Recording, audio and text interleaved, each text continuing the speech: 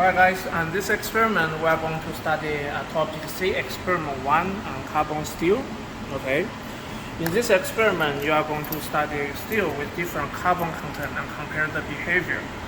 So one thing you're going to do is you're going to heat up the material into 1000 C and then cool down in air, so that this cooling process is going to follow the formation of the microstructure from the microstructure. From the phase diagram, you can see that here. So we're going to look at the microstructure and also going to calculate the carbon content using the microstructure. So one thing we want you to compare is the hardness and the toughness of the steel for different composition. So you are going to perform a sharp peak test at different temperature, and you will see how the temperature could affect the property of the steel for different carbon content. So that's pretty much the overview of this experiment. So let's start heat up the sample using our furnace.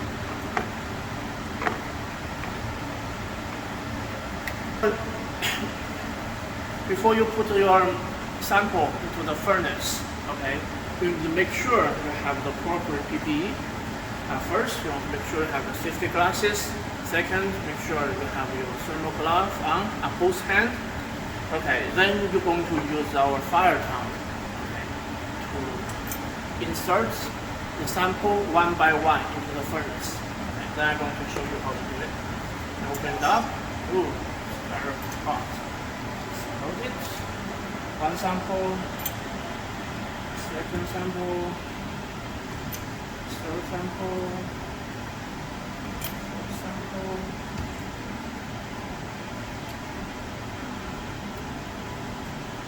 Five samples. So for every group, you will have 5 factory samples, and so you have 2 groups. One group will have composition of 1018 steel.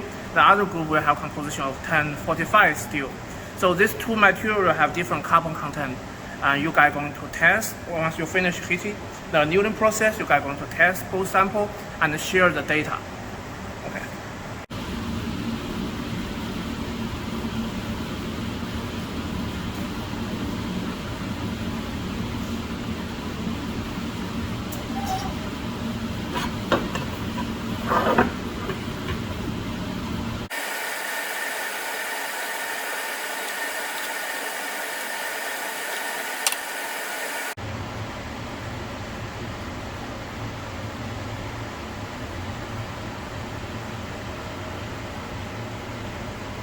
The sample sit here for like 10 minutes, and that's the sample cool in air. This process called normalization.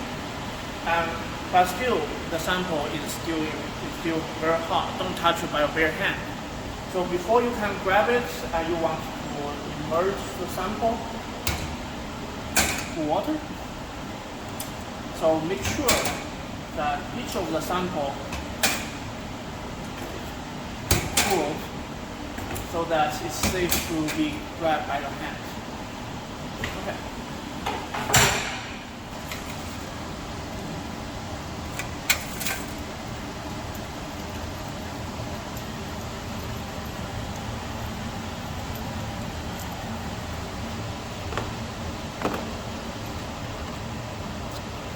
So now we want to measure the hardness of each of the sample, but as you can see, the sample has turned gray or turned dark. That's because on the surface it's formed a layer of rust, and we need to use sandpaper to sand all the rust surface in order to get hardness measurement.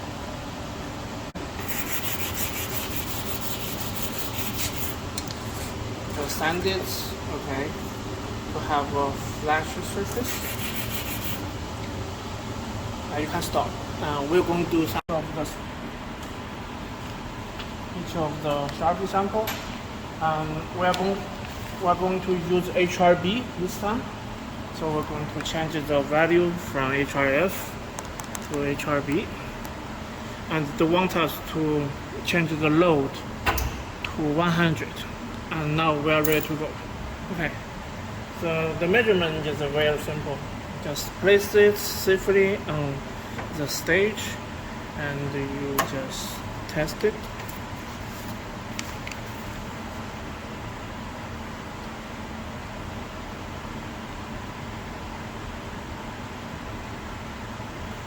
This is, let's repeat several times.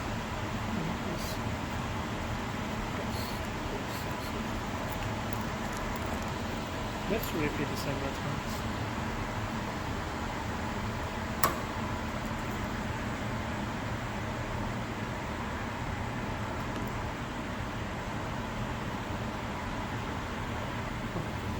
Just, it should be around the range of 70 for this material.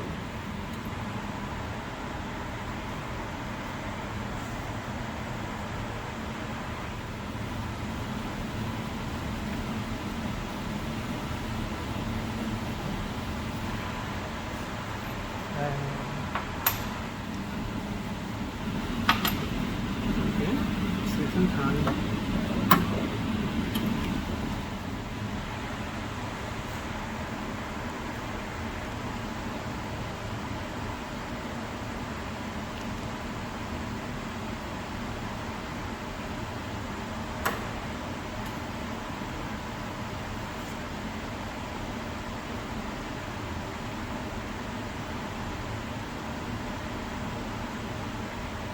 So we just take it, we're going to measure hardness for each of them and take an average. I would expect the value is about 70 something.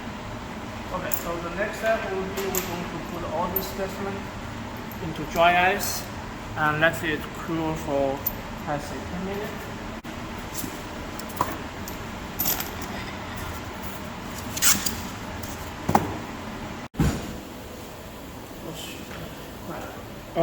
What I did, I used a thermocouple and with a sample. Then I take it out. Then I have a stopwatch. Yeah, I know. To check the time. For example, 10 seconds, it rises up to 40 minus 40 C. Yeah. 30 seconds for rise to like. You have a table. Yeah, I have a table. I need to find it. Let me go to my office. Yeah. Okay, so the temperature of dry ice can lower up to minus 60 C at time 0. If we wait for 30 seconds, it will rise up to 40 C, minus 40 C. If like 1 minute, pretty much go to minus 20 C. And 2 minutes, go to 0 C. Okay. And 4 minutes, room temperature. Okay. 4 minutes. Yeah. Okay, So let me take a... So, but you better double check. But let's use this value. Okay, I will use it just... this time. Okay, are you ready? Yeah. Let's start. Okay. This is our impact tester. As you can see, we have a pendulum. This is like an axe going to cast through our impact sharpie sample. We have the dial that's going to show the impact energy.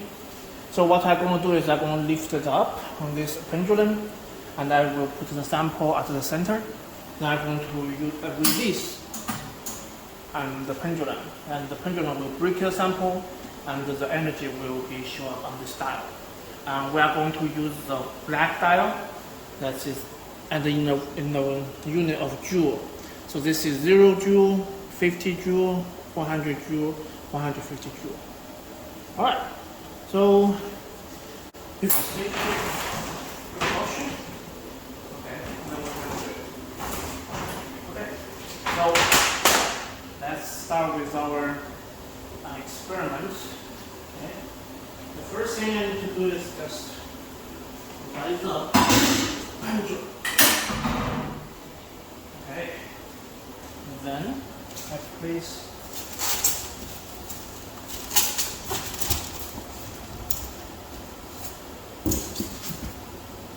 immediately to the center. Yeah. Okay.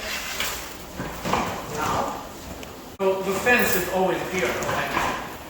We need to place up.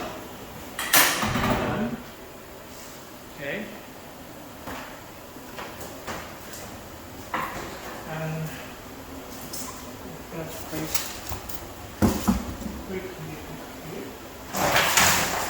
maybe we should place this angle first. Yeah, it's actually okay. Then let's release it. Okay. So at this, the impact energy at this is what it is. It's 74.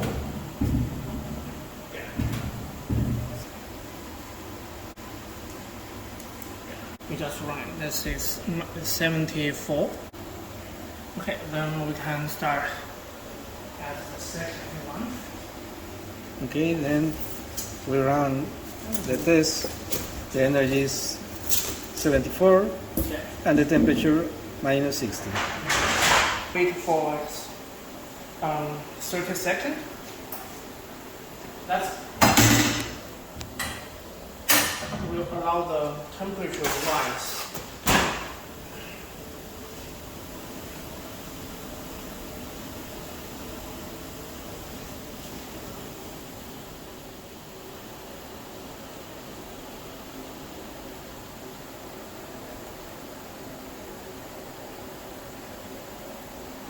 That's good.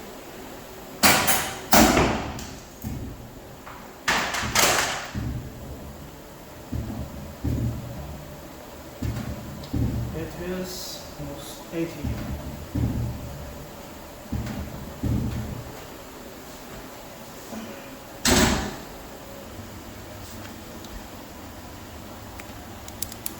Yeah, thanks. Okay. So you're going to compare the measurement of impact energy at different temperature. Then you're going to draw a profile, the temperature versus the impact energy. And you're going to compare the result with the reference curve over here. Okay. So the value of the curve shown above the curve is the carbon content. So for this time, we have carbon content at 0.18. It's supposed to be somewhere in between these two lines. If you have steel at 1045, it's supposed to get the curve looks like this. Okay, so that's it.